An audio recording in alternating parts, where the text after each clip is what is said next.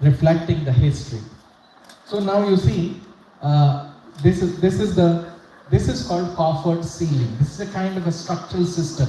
It's form finished concrete. So there is no false ceiling. Everything is like cast in one side. And you can see at the end how we connect the toilets and the corridors, the walkways, like this. And then we bring in light from the top. Can you all understand this structure? Okay. Now I'm showing you another management university, a university where they teach management.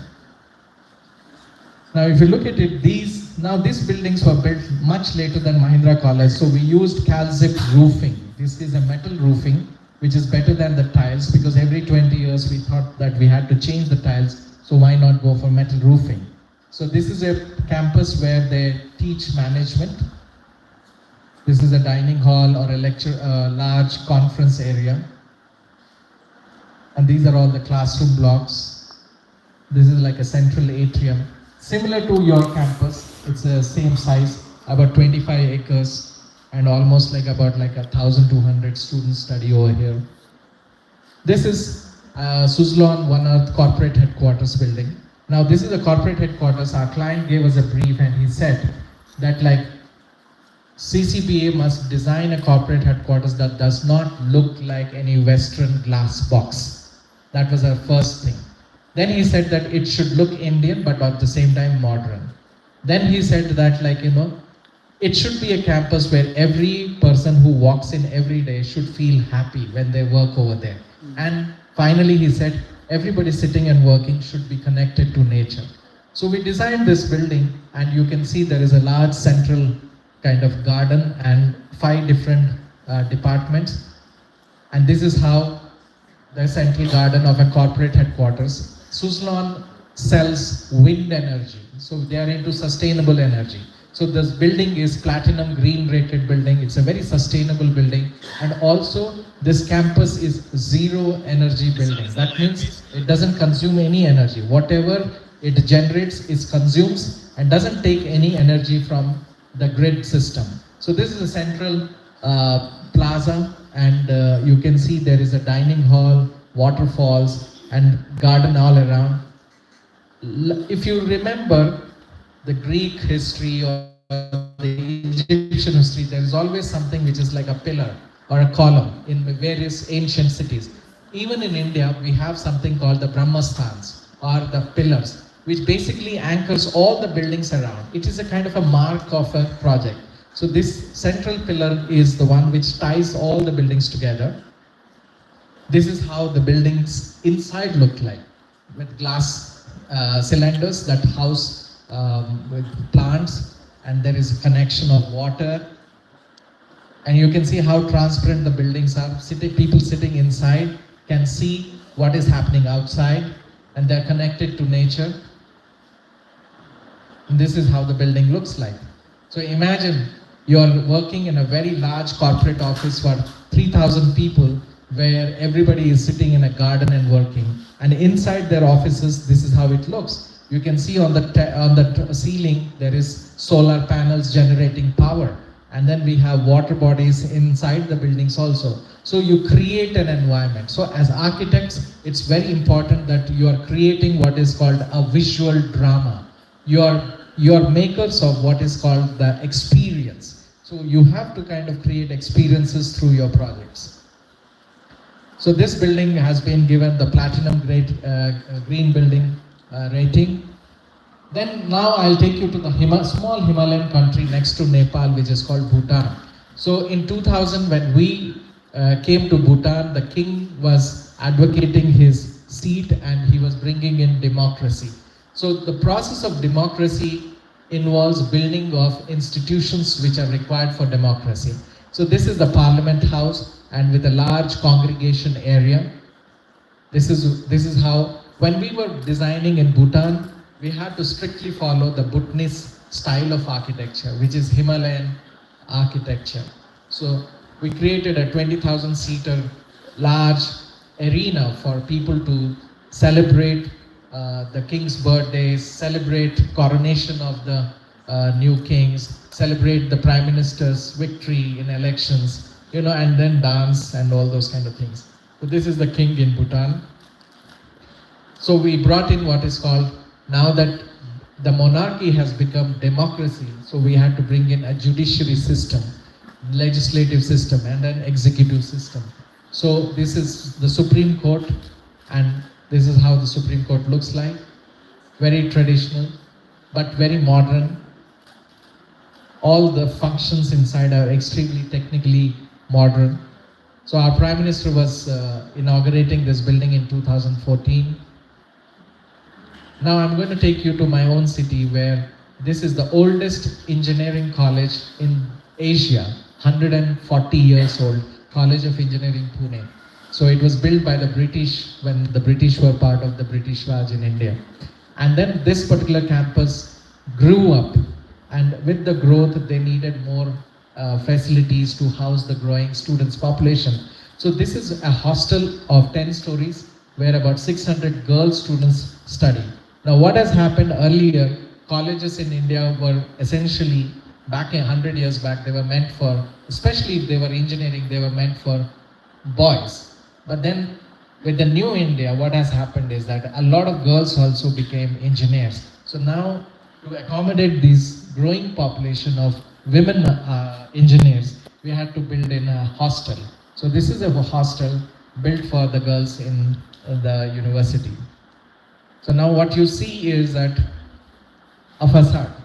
Now one of the things when we were studying, we realized that like all the hostels and all the residences, one of the ugly things that we see is that everybody is hanging their clothes to dry. As architects, you should find solutions to that. So what we did is that next to the two toilets, we created a small drying area and we covered it with a jali. A jali is nothing but a screen. And now you can see the building is not looking ugly, but still the people are able to dry their clothes behind the screen. So can you see some of the clothes are behind, and you can still see that the building has not got destroyed. Now I'm showing you a factory because India is getting to be industrialized nation. So there are a lot of new factories coming out. So these are 4 factories. Each one is the size of a football field, 100 meters by 100 meters. So one of the things what we realize is that when owners build industries or factories, they just create sheds. They look very ugly. They look hot because they're large spaces with tin sheds. So we thought, why not we create factories where a lot of people work and a lot of high-end materials are made, like cars or robots or computers. So why don't we make our factories also look beautiful? So we designed a factory that makes people feel happy working over there. So this is a factory that we have created with a double skin. And what happened is that this factory soon became on the top 10 best places to work in India. Never a factory was earlier became a best place to work. So people used to love coming and working over here. It almost looks like as if it's an airport terminal and not like a factory. Because even factory workers need good places to work. And this is how it is inside. What we invented is this brown color socks. It's fabric. But what happens, the air passes through this fabric like a tunnel. So every 17 minutes, the entire quality of air circulates, and then it brings in like fresh air. Because otherwise, these large factories, there is no air circulation. Because you can't air condition this, because the room is not completely closed, because it needs a lot of like heavy equipment in and out. So we created these socks which can bring in and take out the air just like lungs. And when you create fresh air in your workplace, your mind works better and you function better. And this has eventually won the Indian Institute of Architects Award. Plus, it won the award for being one of the top-rated places to work. It was the first time a factory got that kind of notion. Now, I'm going to show you another factory for the same company, wherein this was the factory. If you look at it, this was a 1950s factory. When the client came and said to us that we need to demolish this, bulldoze this land, and then we'll build a new factory, we said like, no, let's wait and see what we can do out of it. So we tried to kind of reuse what we can reuse, we reinvented and reappropriated. So this factory, which was shut down for several decades, not even years, decades, they were not using it. And the land price was so expensive, they can't buy it. And they could not demolish everything because it was next to the railway track and there was a reservation on that particular land. If they demolished, the government would take it back. So we retained the base of the structure, the plinth, and then we rebuilt everything on the top. And we now, instead of a factory, we created what is called a workspace for 300 people. So it became the corporate headquarters. Okay? So this is how this factory was like built slowly over times, and then eventually it became like a kind of a big confusion. So we needed to kind of tear it down, and we created a new factory with all design interventions. I'm going a little fast because I think it'll take too much time. So almost like imagine it was a working place where every place people were working, but at the same time we were constructing. So it was almost like having an open heart surgery. And then this is the final product what we have created. Can you see? This is how the factory looks from what you have seen. From this, now it looks like this. Completely new. So this is the inside of the factory. This is how we were doing it. Can you see in the flooring? Do you know what is that? Is anyone aware of what is this? It is an air conditioning system. It's called water cooling air conditioning system. It's on the floor. So now this radiant cooling, why it is important is that if to air condition the same space, it would take about 60 tons. And that becomes very expensive. So by cooling the flooring, by radiant cooling, you can reduce it to 18 to 20 tons. That means 1/3 the cost has dropped. So that becomes very effective because we don't need to kind of make it chill 18 degrees or 16 degrees. If it is 23, 24 degrees, it's a very nice climate to work. So this is how we could do this. And see, this is how it has become. So you can see how it was. This is under construction and this is how it has become. So final product is this one. So friends, what I'm saying is that like we don't need to throw away everything that we when we build. We can reuse some things, we can reinvent and reappropriate the functions. Like the way you're doing it over here. This was what? A recreation. It was an amusement park. And you are reappropriating it to a university. So resources are scarce in countries like Africa and India. We shouldn't just like throw them away. We can reuse them. Now I'm taking you to China. In Shanghai, we're building a large corporate office for a pharmacy company.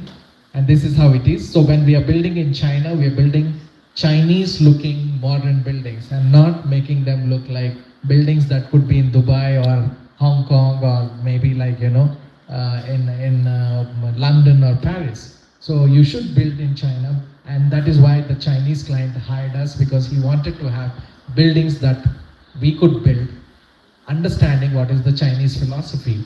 So one of the things that you all must understand, a little bit of a history lesson. One of the gifts of China to the world is a garden.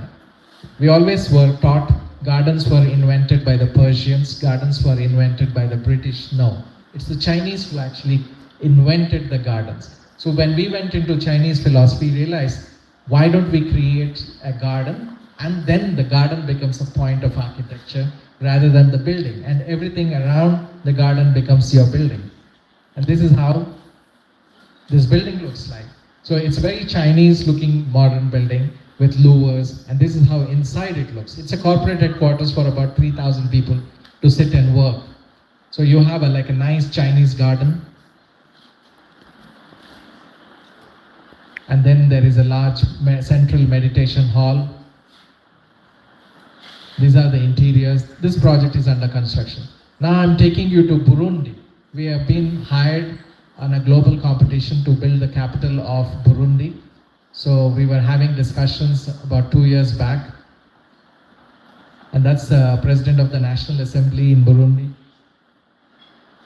with Professor Benninger. I and Rahul were there. So now, the front two buildings are the lower house and the upper house of Burundi.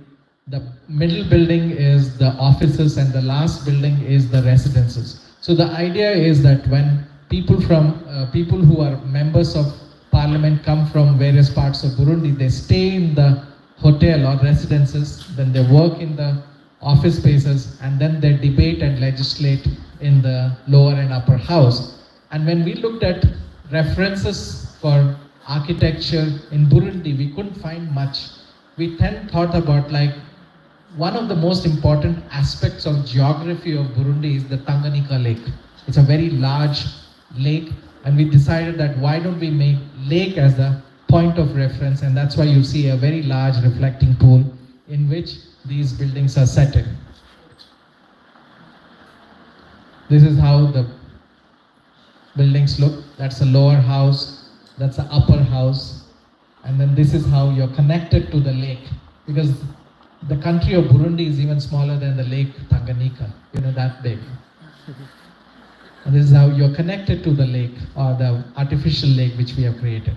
And then what happens is that you have this water body, and in far away you can see little blue. That is actually the lake. So you connect the whole thing in a stepwise sequences to the real lake. Now I'm going to take you back to my own city. We have designed a gated community for about 3,200 apartments, over 33 buildings, which are each one is 22 stories. Now when we are building large communities, gated communities like this, on which one side is the expressway, then on the other side is a river. This is how it's inside. So this is a residential towers in my city. This is a gated community with a very large central garden.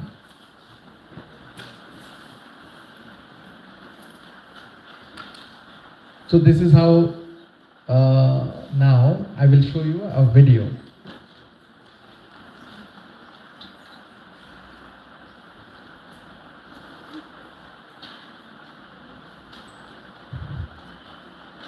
Now I'm showing you Bajaj Institute of Technology. This is again in a very dry area in India, in the middle of India, in Nagpur. This is for a company do you know a company, two-wheeler company called Bajaj? Yeah? Mm-hmm. Do you have Bajaj motorbikes over here? Yeah. Like TVS, Bajaj. So this is a corporate headquarters for Bajaj.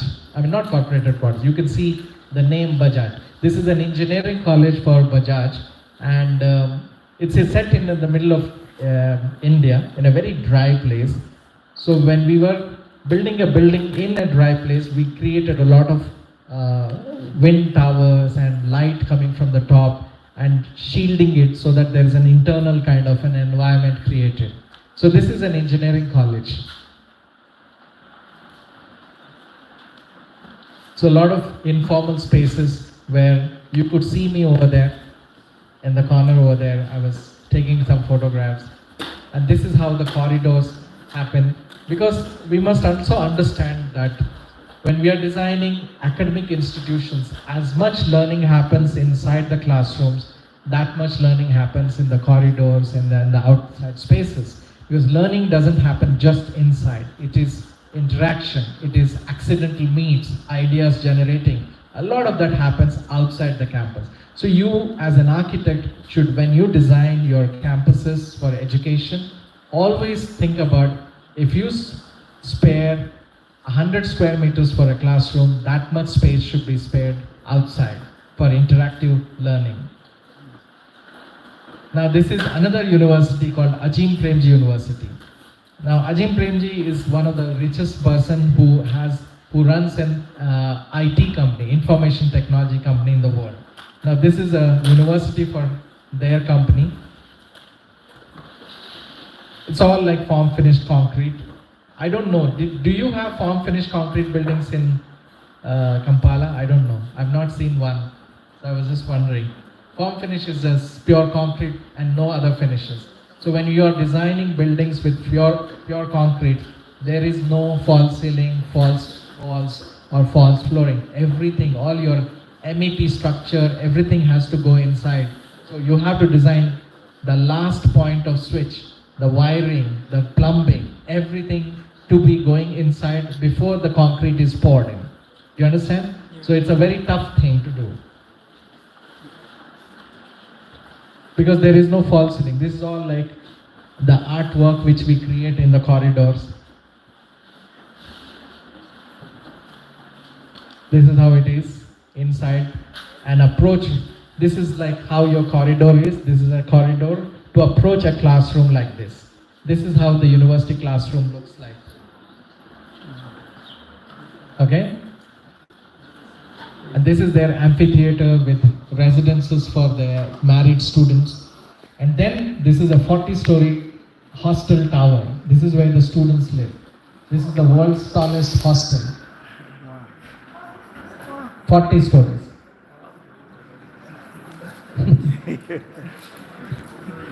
And this is the dining hall in the university. So at a time, imagine this university is for almost 12,000 students. So at a single time, they would have like 3,000 students sitting and eating. So we had to create a huge dining hall. Now I'm taking you to a technology university in Hyderabad. I'm showing you the classroom blocks, how we built. This is Indian Institute of Technology, Hyderabad. So in India, we have something called the technology universities called IITs. In fact, all the top American companies today, the CEOs come from IITs. This is how this is a 15-room lecture hall complex. So what happens is that every department doesn't have its own classrooms. All the classrooms are pulled in together. There are 15 classrooms from 100 student classroom to 800 student classroom. So a professor, he goes on to an online app and he books a classroom that I have so many lectures, and in my lecture there will be 400 students coming. So he will book an auditorium for 400 students.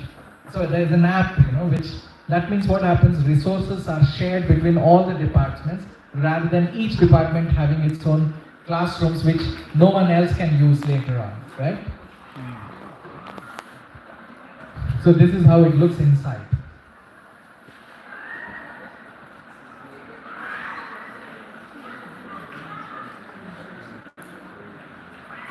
So this is an 800-seated classroom. This is like about a 300-seated classroom. This is the Department of Computer Sciences and Electrical Engineering. This is the Department of Maths, Physics, Liberal Arts. This is a new university. 10 years back we built this one. And these are the professors' quarters.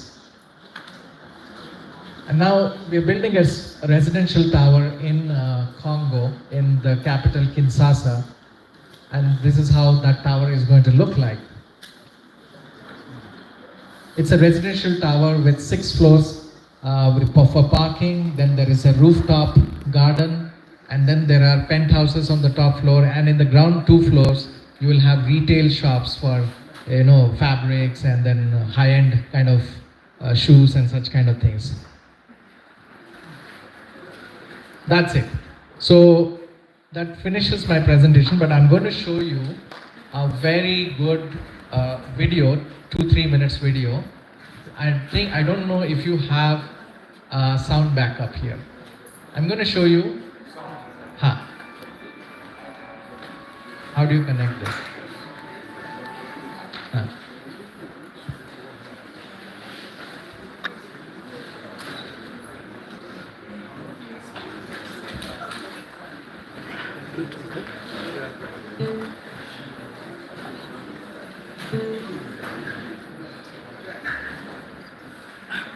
Getting bored? It was very beautiful Sure. presentation. Was it interesting?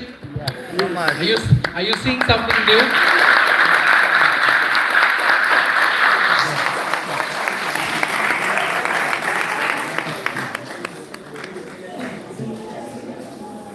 When you clap like that, it encourages me, it gives me more energy.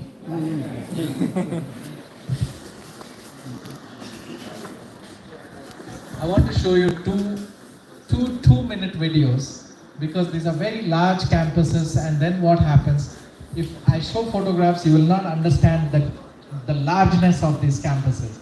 So if I show you a video, then you will get an idea of how big these campuses are. So my idea of bringing these projects to you is to make you understand what your future life is going to be in your own countries. Because you will be building like how India built. Because India was exactly 20 years back how Uganda was, or Ethiopia or Congo, all these African countries were. We didn't have this much of development. India was also very backward. We were also very poor. But eventually societies grow up, they get educated. Education is the gateway to success. So all of you are getting educated, and you will make your countries better places to live than what your parents' generation is going to hand it over to you. So eventually when you will be in my shoes and building your nations, you will come across such kind of large projects, and you should be prepared for that. That is the whole purpose of this interaction.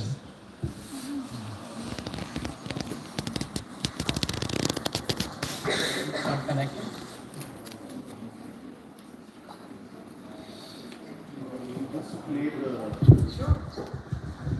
So I just wanted to highlight a few things as they try to connect the video. One thing or a few things that I got from this is that you are the future of Africa, and that you have to design Africa. Africa is a virgin land, so to speak, in terms of architecture and in terms of a lot of other areas of development. So it falls on your shoulders to think about how to redesign Africa. And two key things that he mentioned is you have to know history, you have to know your philosophy, because design, architecture, is not something that has no roots. So do not design as if you are designing for, people who live in cold climate in North America, in Europe. Africa has abundant sunlight. It is different from, say, Europe or America. So when you design, think about African philosophies, African villages. Don't think of it as backward. How can you modernize it? How can you bring elements from ancient, or maybe not ancient, but indigenous knowledge into contemporary world that you guys live in? And of course, you could add intelligence to it. AI that recognizes you and opens doors when they see you and all those things. But it must be rooted in African history and African philosophy. And you create solutions. I saw one of the images of people hanging their washed clothes on the lines, and it looks ugly. But you can see the creative solution that was applied to such a problem. Oh, you got it. Okay. So, thank you. I'll also sit down.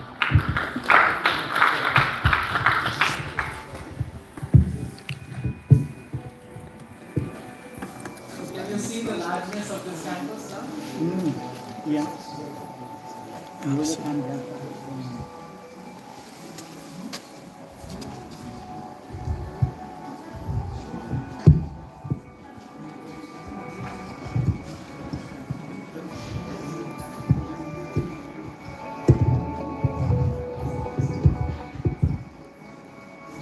Rahul, will you play this one?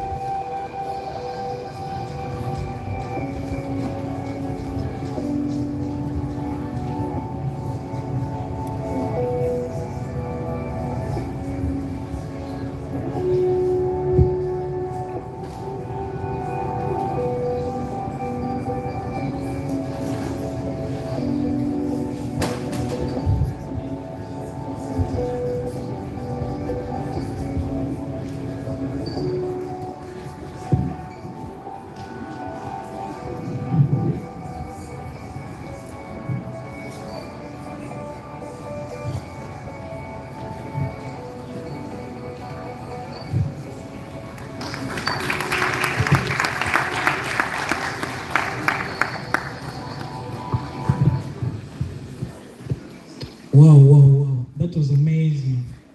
Me, I feel so excited right now because I've really been inspired. I've been looking at some interesting design elements and how a lot of things were applied in most of the designs that we have been showcased. I know most of you are also intrigued the way I am intrigued. So I would like to open the floor just for us to get a few Q&A. If you have any. Okay. All right. Our managing director would like to say something. Hello. See, I have been working for the past 30 years, and what I have learned is that architecture is also running a business. So my background is from engineer, and by profession I am a civil engineer, but practicing. But I mostly look from the business side of it and finance. This is one thing you all students need to understand, that you need to do a lot of research. In India also we tell the same thing. Actually in the month of May I'm going to take a course in a university. The topic is business and architecture. So that is very important because all the architects, they pour in a lot of their intellectual thing in it, and in the end they are not rewarded, or rather they are not paid. So many things happen. So as young architects, you all need to do a lot of research, and many of these things, fortunately, unfortunately, are not taught in schools, but you have to do your own research, do research in how a contract happens between a client and an architect, what kind of deliveries you have to give it to them, what all services he requires in the form of, like, there are many things. Things are changing. If you take the Gulf part of it, a new trend has come in place called as concept architect. A concept architect, some just fancy images are given and someone else works on it. So the image and the final product are both different, because the developer or the client, they think that when they start doing work in-house with their in-house capabilities, they can deliver things. And because why they do not want to engage architecture firms? Because to save money. But if you actually take the entire project cost, architects' fees are just less than half a percent. So that means mainly when you are stepping into the outside world, you need to remember, because many of you might be having some business or family business, your father or someone would be an architect, then you would be joining their firms. But at the same time, when after a few years, when you think about opening your own practice, follow some principles. That's what we have learned from Professor Benninger in a hard way. We were also the same. So when we all started, we made a lot of mistakes. So what we are trying to teach in many of the courses, what we do, is that how to safeguard your interest. Like you put in a lot of effort in designing, doing drawings, so many things. But in the end, from the other side, the same it doesn't happen. So, and architects mainly, they suffer a lot. Means I think so the working professionals might, people who are running the studios, they would be having experiences like this, all types of experiences. So that you should be very careful. You should do a lot of research, talk openly. In architecture, one thing what we have learned means the whole thing you have to be, I cannot say ruthless, but you have to be open and ask things. Unless and until you ask or be bold enough to talk in the society. Like one thing, what I have recently, we took interview about 4 months back for architects, fresh ones, and about 4 or 5 years experienced ones. What we found out that even a 6-year-old architect who has passed out, he has less knowledge about materials. Now, it's not just about designing something or drawings. It is also, you should have an in-depth study on the materials which are used. Explore. Now it's like an open thing. Just Google it. Everything comes out. Region-wise also it comes out. So the research in materials, what kind of materials are there, what all materials are produced here, many things. And so many companies have come into the market and practically everything is available everywhere. Like recently we were in Kinshasa and we were talking about just a topic of elevators. So there we could find a lot of people were thinking, oh no, only we have one or two companies here. But when we did a little bit of research, just 2 days, we could find that 12 companies are there in Kinshasa itself who are providing elevators. Everyone has a different way of approaching. Like some say that it is it's the dimensions of the shaft, what we normally do. All those things, what happened in the earlier days, it used to happen that when we used to do a shaft and then many times it feels that, oh, the elevator, what you intended for of 18 to 20 passengers, you can only fit 10 to 12. So all those things become an issue. So research is something, still we also do a lot of research. Means that is what I tell. Every 15 days we address to our office staff and try to tell them to do a lot of research. We ask them counter questions also, that what you have learned in this project. And in our studio culture also, we tell each, there are like 12 different groups. So we try to tell the group, like let's say group 1, show their work and we ask the other groups to criticize that or find some mistakes in it. These are errors, like no one is doing anything intentional, but these are errors which you can rectify. And one thing all need to understand in this present world, architecture profession comes with a big responsibility and over and above accountability. Accountability is something which in India, at present, we are going through a phase where each architectural firm has to take an insurance cover of hundreds of crores. Because if someone puts a case on an architect that because of a detail it's wrong, you can be penalized heavily. Because there are cases in India where people have to close down their offices. It has gone to that extent. So it comes with a lot of responsibility, just not just designing something. Okay? So,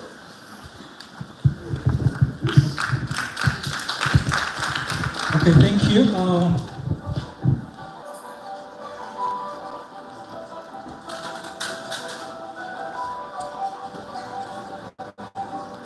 Jonas.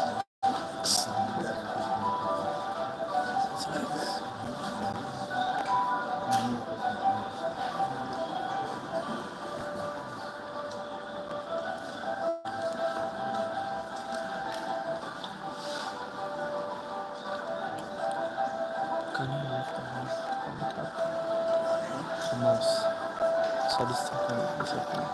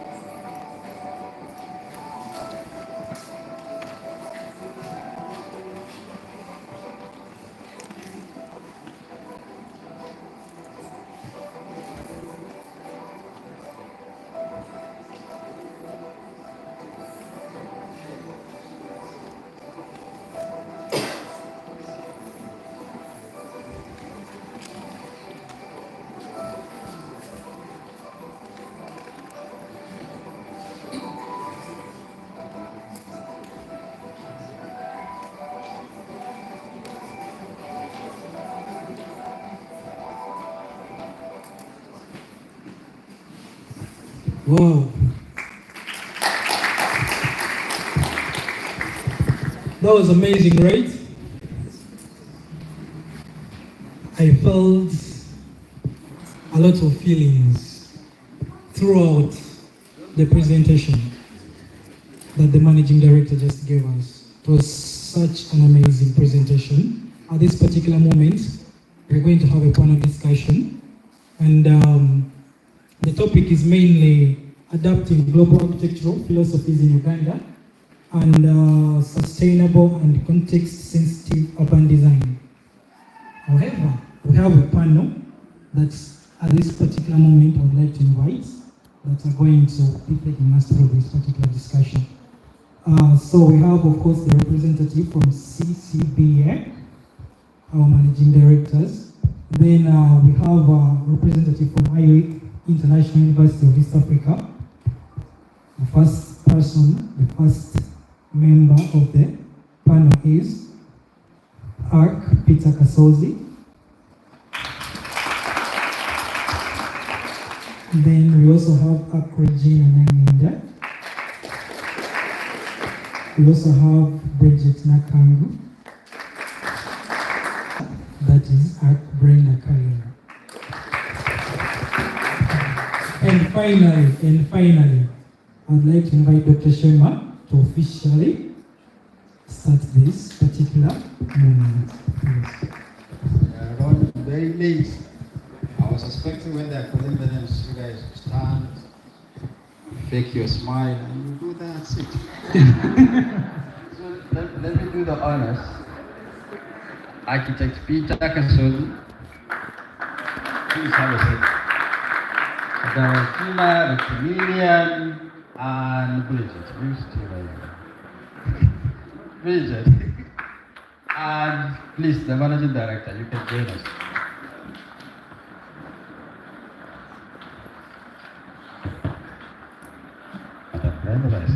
Regina, empty seat. Let's close to Bridget. Well, thank you so much. I'm not going to moderate this panel. Madam Brenda is going to be moderating this panel. But I just feel like I should introduce the panel members and say some few words on what we are going to be talking about. After this, we are going to go straight away to mention the book and we will call it a day. If you look at the combination we have here, we have the Tamilian, urbanist, placemaking, creative placemaking, landscape architecture, everything in one place. So I think that aspect we have covered. Then we have Madam Regina. From year 1 to year 5, we have all been scrutinized. So design principles, design elements, universal design principles, that's where the philosophy is starting, and that is what the book is giving us as a background of basic design. She is here. And from the practice, professional practice, we have the managing director. He's sitting there. You guys have seen what they have done. This is something that only through experience you're going to get it. And I often say this when we have a seminar or a workshop like this. Our lectures, architecture is very fantastic. You hardly find an architect who is full-time academician. We practice. But it's good once in a while to have somebody, a new face coming to talk to you so that you understand what is happening in the industry. Because you are seen as everybody, maybe you think we are being nice, but when they come and they talk to you, you see the managing directors show you all those projects, and it looks like a dream, isn't it? It looks like a fantasy. I mean, in architecture we say utopia. It's very utopic, very fantastic, very perfect. But there are politics in scaling projects. Last year I was dealing with graduating students. Madam Regina is here, she knows how the students were asking for extra time. Final presentation, you can't keep up. I'm telling them when you go out there, it's more brutal. Now I have received a couple of messages that we miss IEA studio. Because out there, You cannot lie to collect money from your dad anymore. So there is no school. Projects are hard to get. Now you are part into the politics. So the industry is really saturated.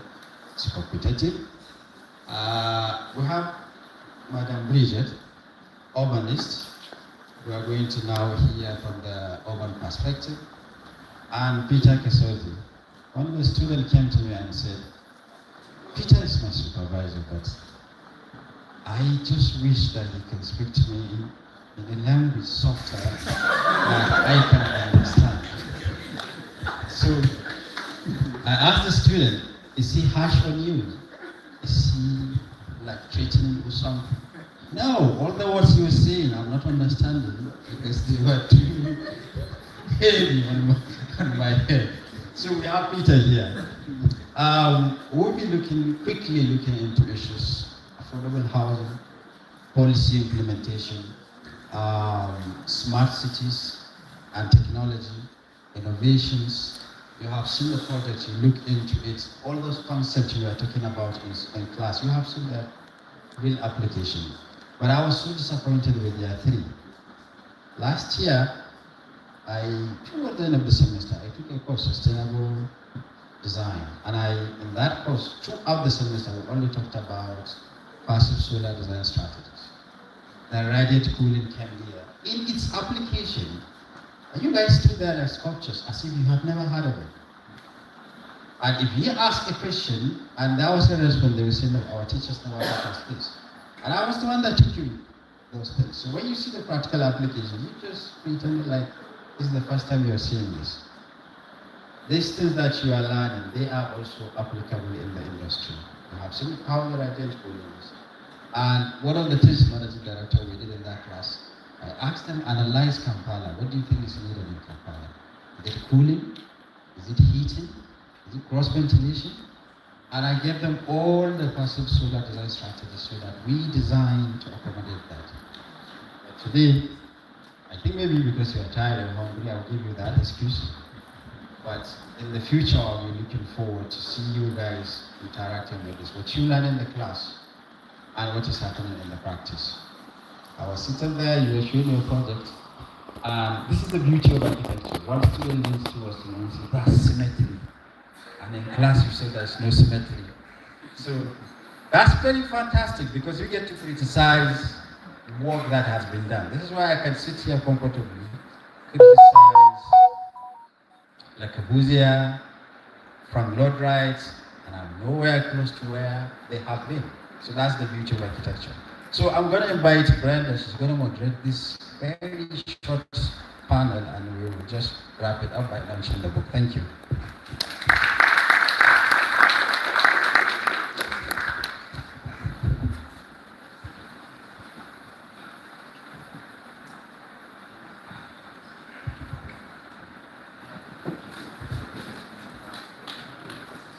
Good evening, everyone. Good evening. You're welcome to today's prestigious occasion. Discussing it's supposed to be, we're discussing a topic on humane to sustainable architecture and sustainable and humane architecture, and how we observe it in our local context. In this case, it's Kampala, that's our major urban area, the capital city of Uganda. We will also be hearing from the Managing Director of the CCBA on his take from an Indian context. So we have all these honorable members of the panel, the panelists, and they've been introduced by our dean. As urbanists, I will not go through the introduction here, but we have architects, urbanists, and we have an urban planners, and a great designer, and of course, the Managing Director who's in practice. So our very first questions, the dean has explained to us how the questions have been arranged, and how are you panelists? Are you relaxed? Yeah, I am relaxed. Okay. But I could understand certain aspects of what your question was. I haven't asked yet. I'm going to ask. I was just introducing the topic. Forgive me, I'm being very soft. Yes. Hold it like this, like a rock star. Okay. Okay. My questions.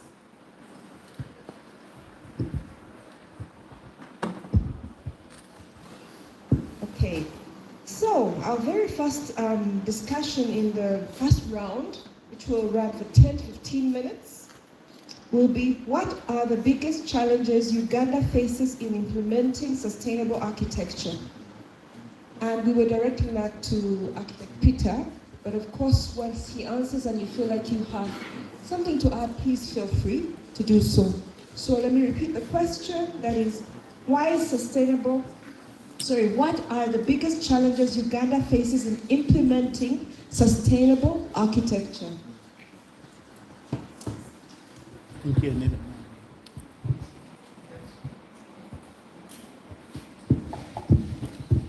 Thank you, moderator.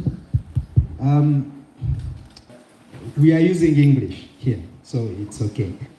I think the aspect of implementing or realizing sustainable architecture in Uganda could be looked at in around 4 facets.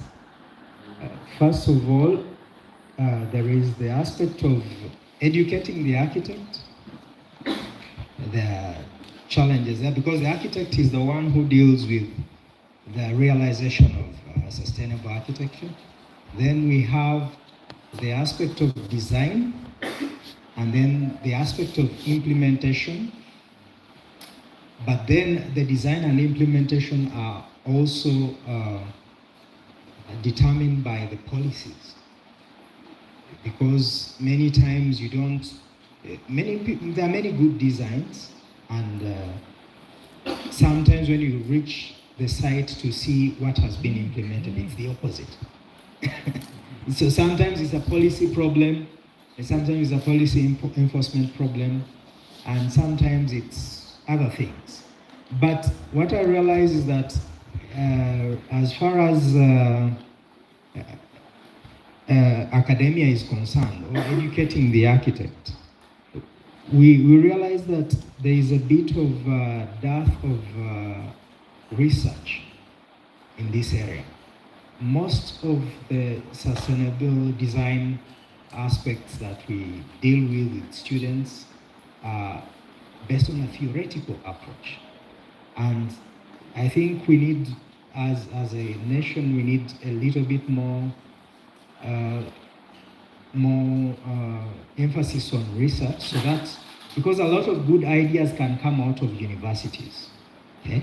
And while we do the research, there has got to be that academia industry linkage, which is not yet happening well enough. And so that becomes a problem, because sometimes some good ideas are within university systems, but they never get out to the industry. Okay? And then at other times, you find that the ideas that do get out are very slowly assimilated by the construction industry. Because the construction industry is actually what implements your beautiful ideas, sustainable or creative. And if the contractors are not assimilating these ideas quickly, then it becomes a problem. By the way, here, the truth is that we do not have, architects don't have the upper hand. This is the truth here. The upper hand is with the contractors, the people who build the buildings. You'll be shocked that the biggest percentage of the buildings don't have an architect's input in Uganda. This is what it is currently. But I hope it's going to change. So that becomes a major problem. The ideas might be there in the education system, but they don't get out, they don't cross the barrier to being realized by the contractors. Okay? And then when it comes to, so that cuts across the design as well as the implementation, and it becomes a blocking component there. And then the clients also become a problem, because the clients many times are skeptical of new ideas. I remember one time I had a client who told me, my building is not for experimentation. So, however much I tried to convince him, he wasn't willing. He asked, where has this been done? Can you take me to a building, real one, where it has been done? And I had no example. Okay? So there is also a lack of good practice examples, physical ones, which people can go to and see. They don't want theoretical examples.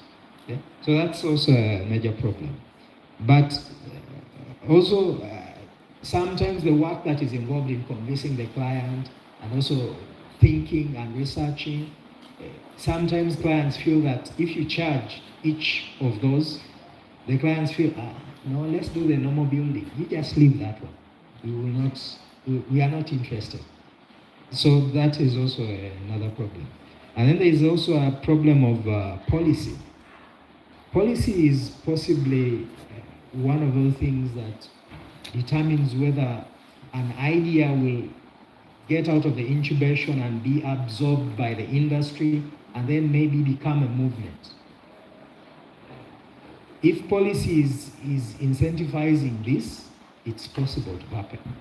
But sometimes policy is a problem. For example, we have some policies that are outdated, like you cannot take part in an international competition if you have not notified the USA and which is the Uganda Society of Architects. I think some of these need to be reviewed, and if they are saying that and they are not organizing as many competitions as they should be, then it's also a problem. All right. So, Thank you very much, Peter. That was really good. We see he's brought up some pertinent points on education, research. We're always telling you in the studio that your project is only as good as your research. You have to do your background on the market visibility. So on to our next question, which goes to Madam Regina. It's how can traditional Ugandan building techniques be integrated with modern sustainable design? You have 3 minutes. Can you repeat the question for me, please? How can traditional Ugandan building techniques be integrated with modern sustainable design? Okay, considering the fact that we are Africans and we do have African architecture, and in Uganda we do have our indigenous architecture, which is represented by a number of tribes, which are very different from each other.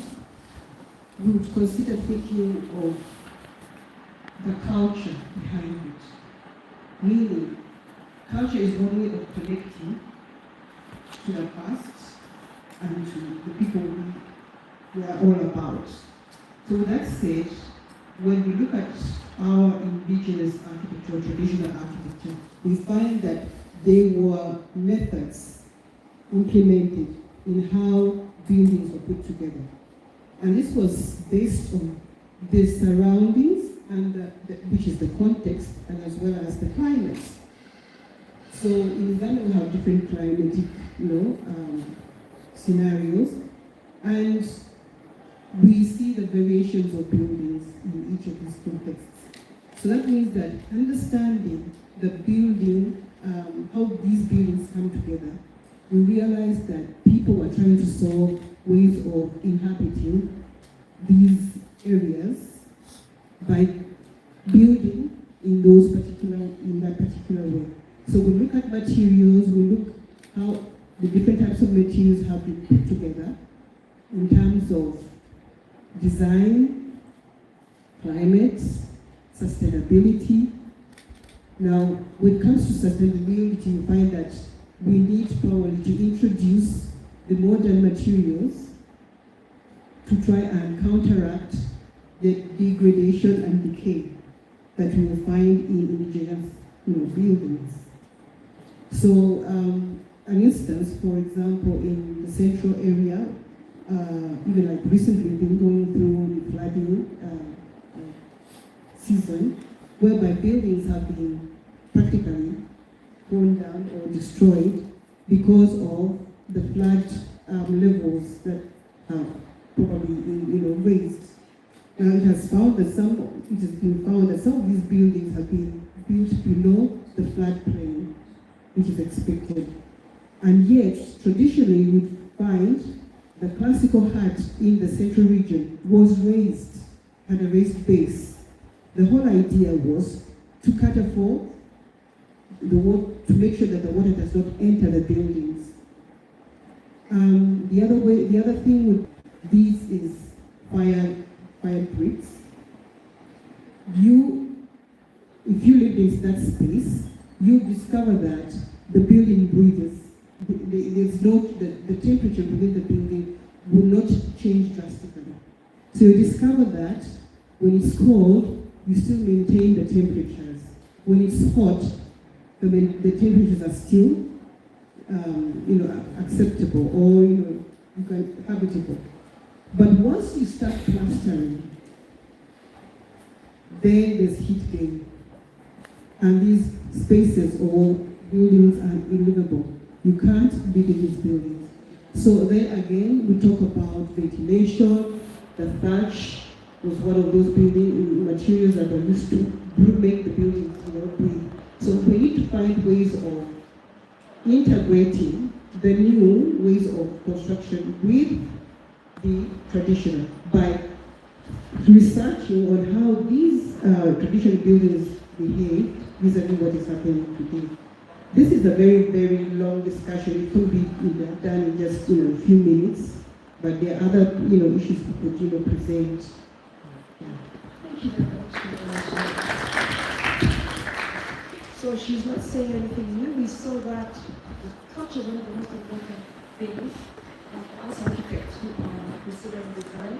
And we saw what CCBA did with the new ceremonial plaza, which, when I teach history of architecture about China, you guys know, I always tell you, why do you think I come into the class and follow you every week for 3 hours about foreign history?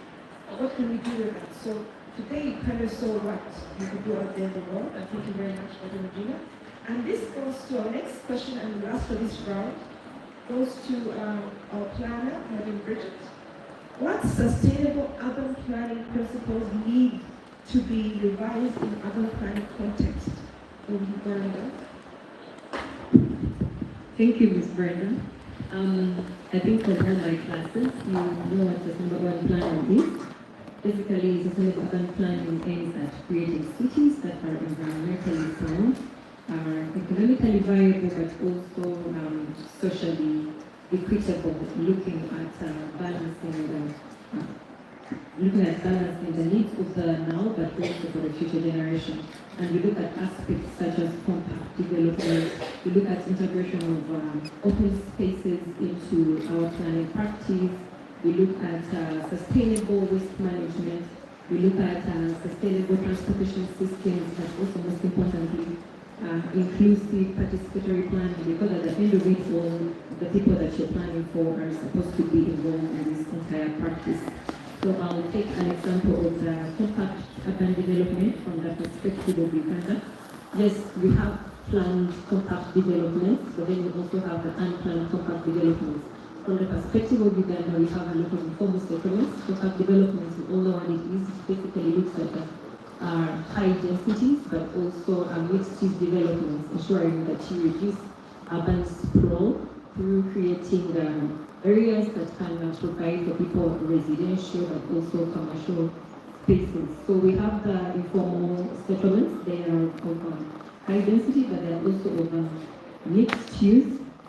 And the only challenge that we have in these compact settlements that we really have is that there is they have not been planned really well in terms of the transportation system, but also sanitation, and the development is tending horizontally more vertically, and that encourages further urban sprawl, which the entire concept of mixed use and compact development aims to mitigate.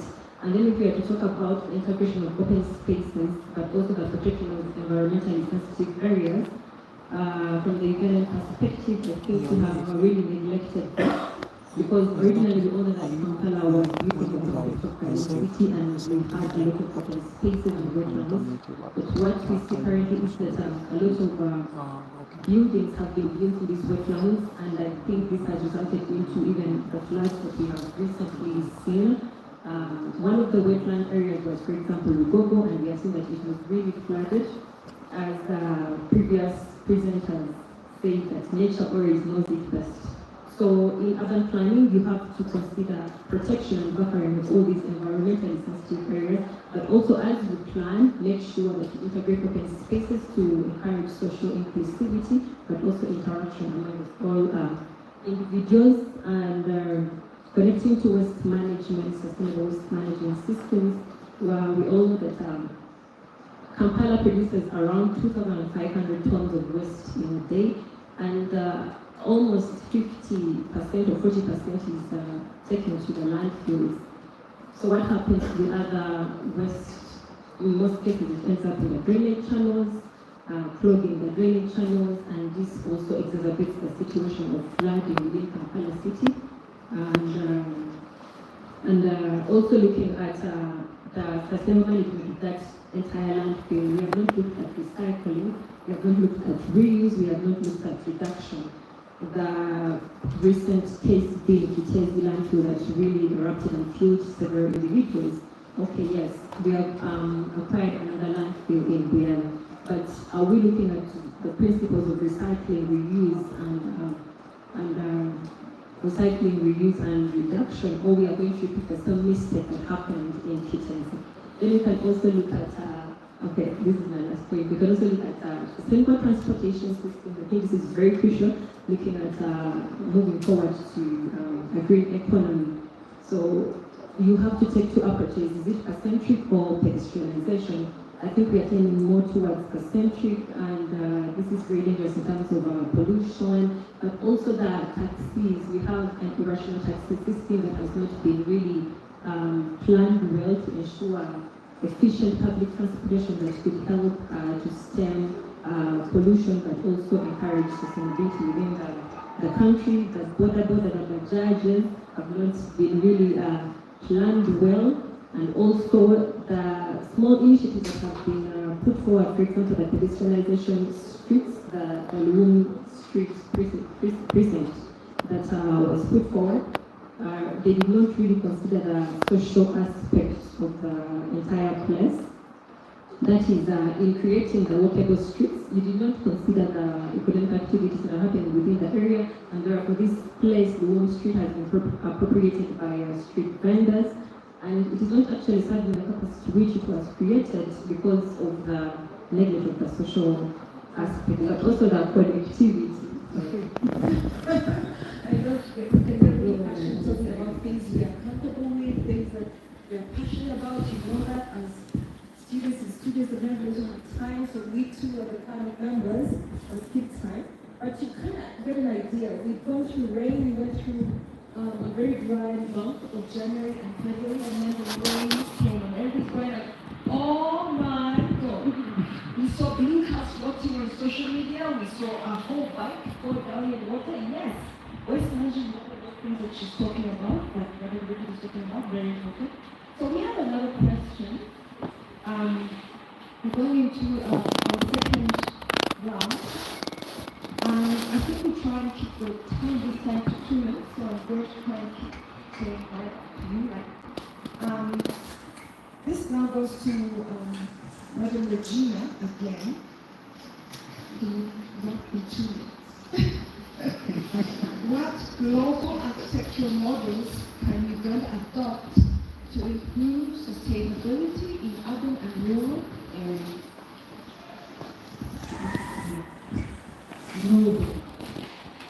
Global models. These are models that we are looking at what is being done around the world. So we can talk about regional coastal tourism, which means that we try to appreciate our environments and with that, we try to build accordingly, looking at the resources we have and reducing thus on costs. At the same time, creating very friendly and environmentally friendly buildings that can relate to how we think, what we believe, and who we are. Then for the urban, because I'm keeping it short, that was for the rural. For the urban, I'll talk about smart cities.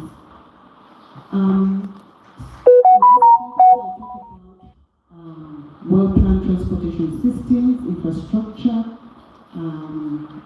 waste management will be one of them, because we've seen that most times in the urban centers we have a lot of rubbish and a lot of displacement of items and stuff. So we don't have that smart look, meaning that we don't know what goes where and what goes where. And again, when you look at the transportation or the roads, the way the networking works, we lack the planning for pedestrians, for cyclists, at the same time for the big motor vehicles, the very big vehicles. So I think, again, when you look at the malls, you find that there's a lot of inconsideration when it comes to ventilation, especially for the very populated buildings. So that takes us to also consider drainage, which also that drainage in terms of sewage, drainage in terms of water. Thank you. Thank you very much. So our next question will go to our special panel. Not our guest, our special guest, but the managing director of CCDA, Mr. Laura Pasa, right? I don't know if I can pronounce it correctly.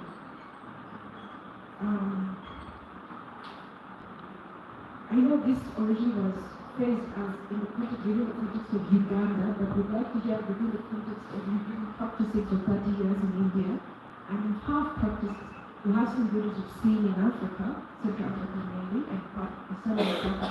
So we wanted to know, what role does digital technology play, or what role has it played within the different environments and cultures that you have been able to actually design and construct these buildings? Like, for example, you had one in Congo, you had one in Burundi, but you also had in India. So what role does digital technology, or what role does digital technology, considering that, for example, smart cities, AI and design being pressed alongside by AI, play in your design when you think of the built environment, when you consider the built environment?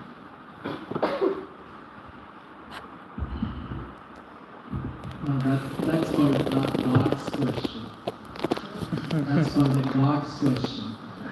It's such a large topic, only God can answer. That's why I call it the God's question. You see, whether we like it or not, digital technology is going to take over our lives.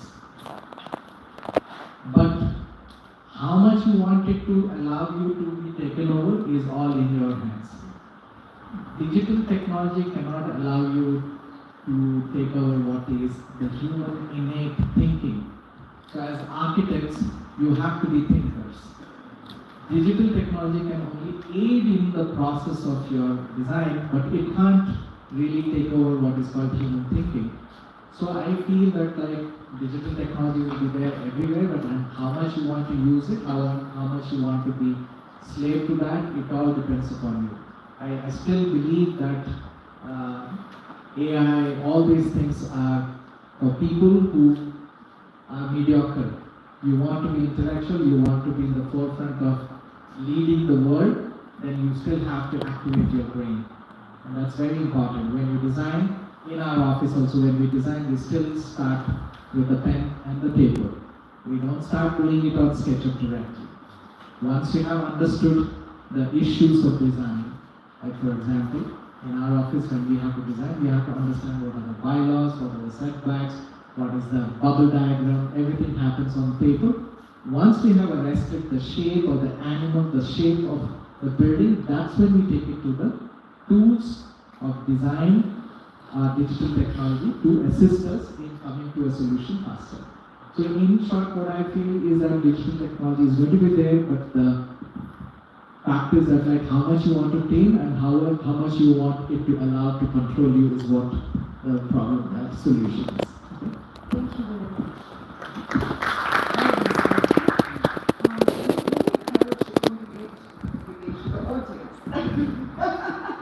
The audience. Again, the lectures make mistakes, so I always tell you a lot of the network, which is you just happen to have more knowledge than you. So I was saying that I'd like to encourage you to think about your questions. There will be a small mini 10-15 minutes question and answer. You can begin to think about them. So I think our biggest worry as educators is how to use AI and how much of it our students can use and how much of it we can be ahead of them to know that they are like Mr. Whatever experiencing, whether being lazy or they're actually using it innovatively as a tool. We cannot avoid it, much like I taught you in history and theory. There's a time the Industrial Revolution came and the world Europe was split between should we embrace it, should we know the evils of industrial, then of course at some factors against it, but we both found that we're working with it. So we must work with it. How we work with it is how we use our brains and how we will go with it. So we will go to our third round of questions, and the first question is actually we'll wait it up. I had a question in the second round, but I want to not to be too boring.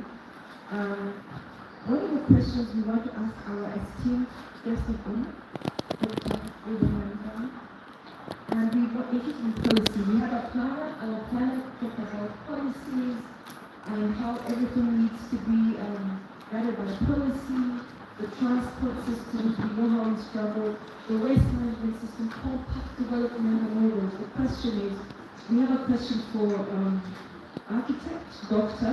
Nandan, and the thing is that what policy changes are needed to encourage sustainability in the Uganda's construction industry?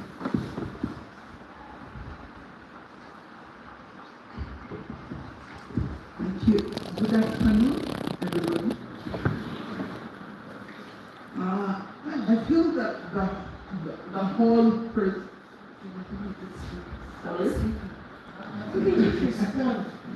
Good afternoon. Yes, thank you. I feel like the subject that has been tackled today is very complex. Sustainability in itself is very complex because we talk of social sustainability, we talk of economic sustainability, we talk of cultural sustainability, and whole other areas of sustainability, but most visible, I think, and I like to say I think, is perhaps, it's in your face how development is happening and how much how space is being used, and whether indeed government is in control of this. I feel like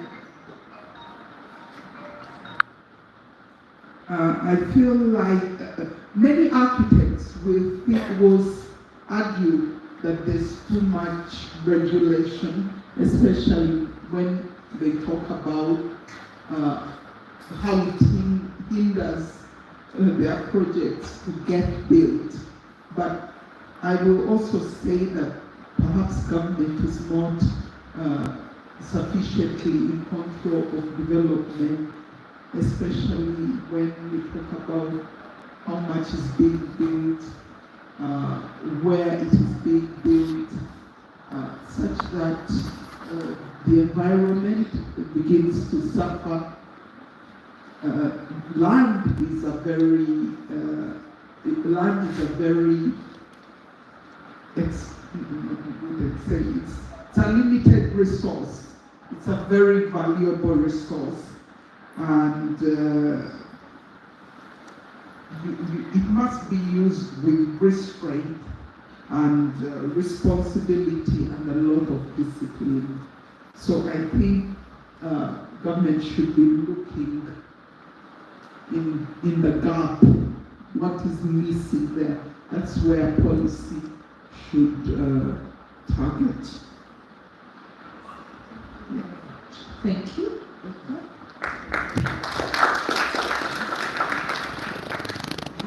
Let's just keep the mic with you. I have another question for you. How can Ugandan universities and research institutions contribute to the conversation on sustainable architecture? How can we contribute to that conversation? When Peter was talking, several previous speakers spoke about the problem of waste. And waste is another major area to think about when we talk about sustainability.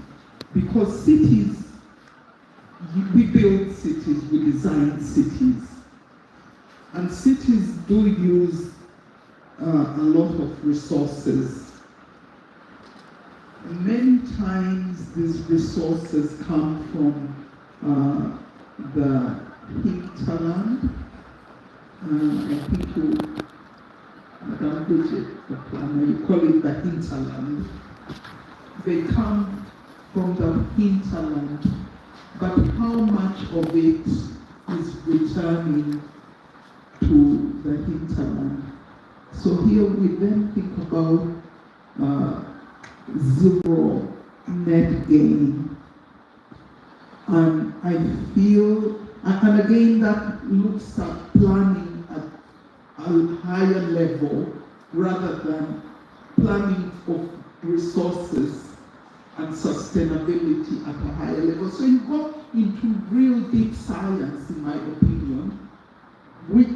Some might say it's outside the scope of architecture, but I would disagree. Every architect must be aware of this. So, how much of it returns to the hinterland? The cycle should not be losing, should not be gaining. Fortunately, if I go back to the question, fortunately, in my experience teaching, these questions are always being addressed by researchers in academic institutions, but also very enriching is the work of students. And how the question then is, how do you link this very wealth of knowledge that is happening? How do you link it back to government? I won't say practitioners, but government at the government level, because for the most times the practitioners are really powerless without the might of government. Thank you. Indeed, that's the same thing that we were saying about African control development. And we need policies, we need to look into sustainability practices. But thank you very much for that. Thank you. Waste must be seen as wealth rather than as waste. And then people will act.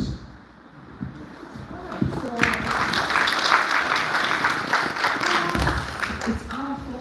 We did not start in time. We will not be having a question and answer session. Sorry, please understand. But we did get some great insight from these wonderful panel members. Please Another round of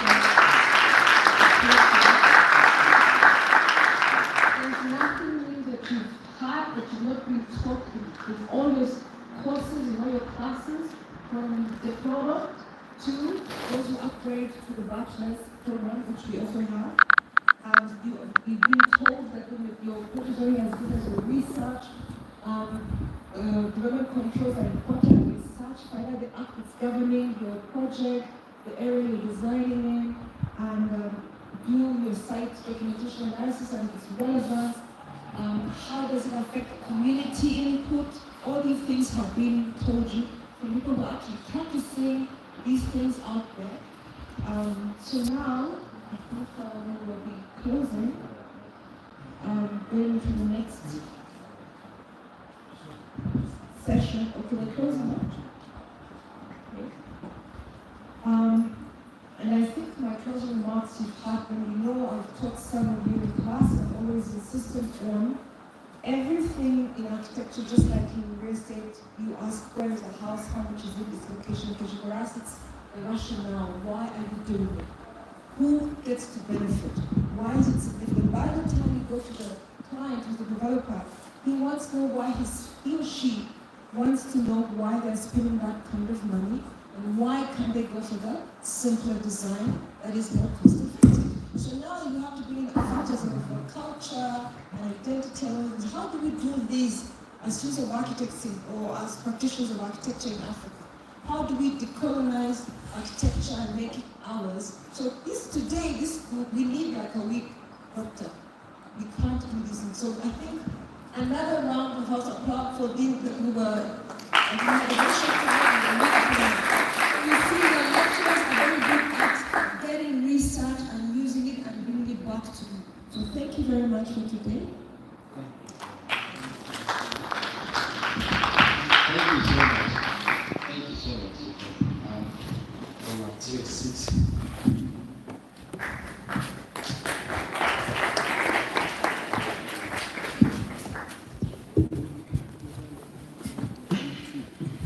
Yes, thank you. Thank you, our panel. Thank you, our moderator. I would like just to have two questions from the audience. Just two. Yes, Precious. This will be going to our CCBA. Yeah. Only two questions.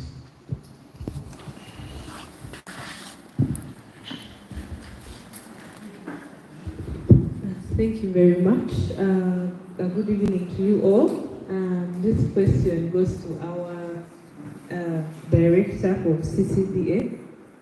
We've seen a lot of amazing works, being displayed here. I just wanted to know, give us an idea, students, what's your design process? Many of us struggle with, the concept, trying to link things here and there.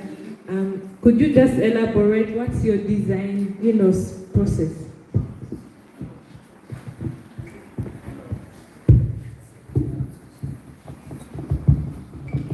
Hello. Okay. Now I'll make it very short. How do we design buildings? So when a client comes to us, first thing is that we go and see the site. That's our canvas, right? So you must visit the site.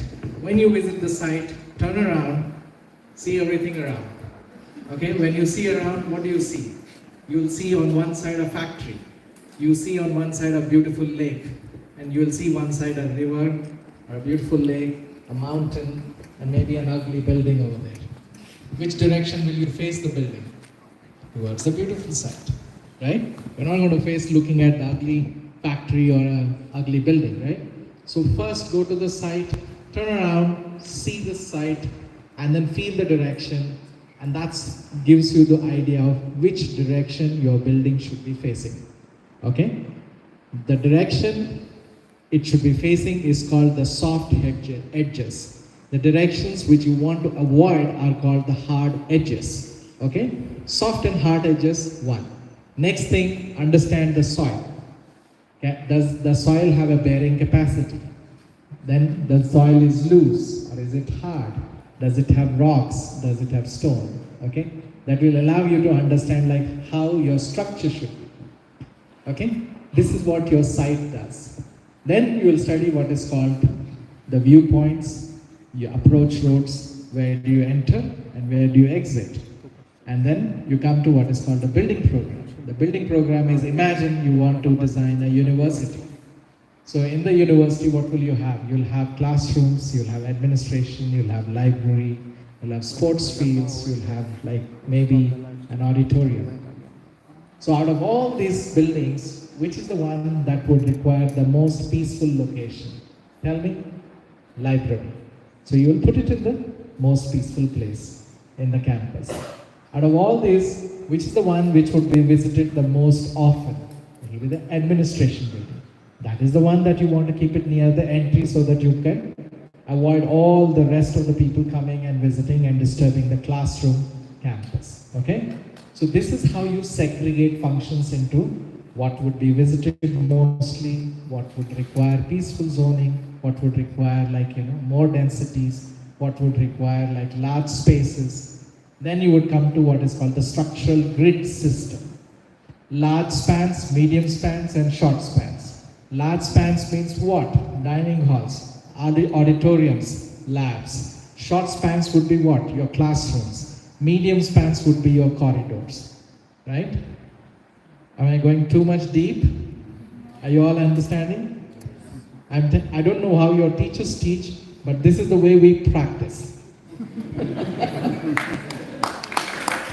Okay, thank you. Any other question? Okay. Yes, Jack.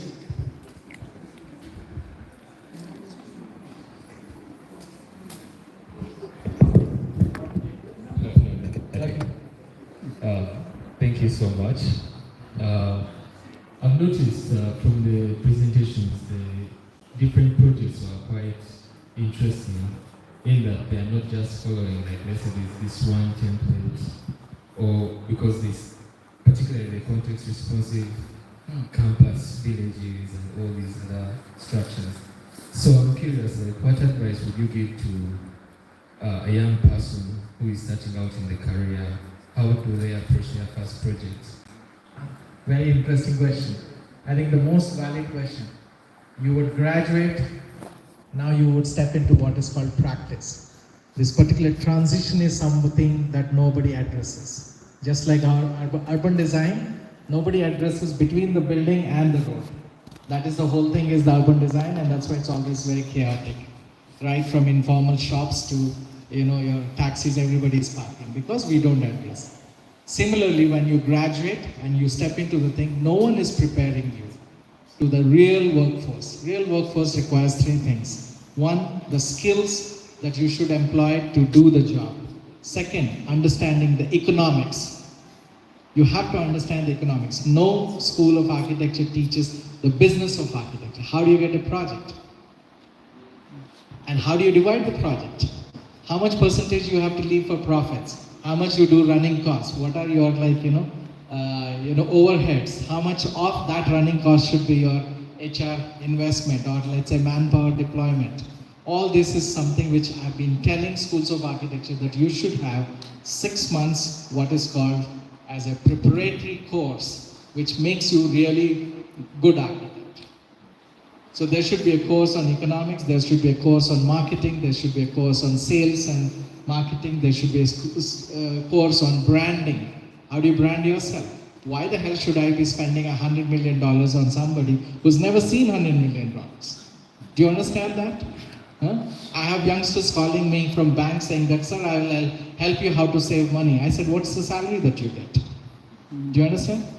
So you're going to a client who wants to put all his money, it's like putting on a horse who doesn't know how to run, So you have to understand marketing is very important, sales is very important, branding is very important, plus your own skills, tools, technology, all these are very important. Most important thing is that as an architect, you're an advocate. That means you should learn how to speak, and speak very clearly and very sharp. Not drooling, long kind of, talks. You have to be very sharp. Because when you go to clients, you have to in 10 minutes sell that. He doesn't have the time. Right? And do not bullshit over their theories. Very clear. Don't tell theories, don't tell history, don't tell this. Because you have to kind of convince him that like in 10 minutes, you are the doctor for his problem, right? So, as a youngster, first I would say is like design yourself. Follow somebody whom you want to follow. As an architect, you are a designer first. First, design yourself. How would you dress? You can't go in your pajamas. A lot of architects go with like, as if they've just woken up from the bed and they want to go because they want to call themselves artists. Who the hell is going to even allow you to come into the corporate office of anybody? Design yourself. Wear good clothes. Look good. Presentable. Talk well. Understand economics. What it costs to design buildings. Go with references. Okay? I hope that answers.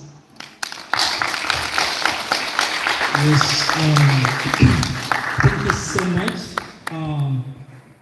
I know there are a lot of, I still see hands, but because of time, all right, just one more. The rest, there's some sort of networking session. You can meet him one-on-one and ask whatever question you have. So this is the last one. Mine is going to the other panelists. Get up. So I wanted to ask more so Madam Bridget, Mr. Basuzi, and then our guest from Makerere.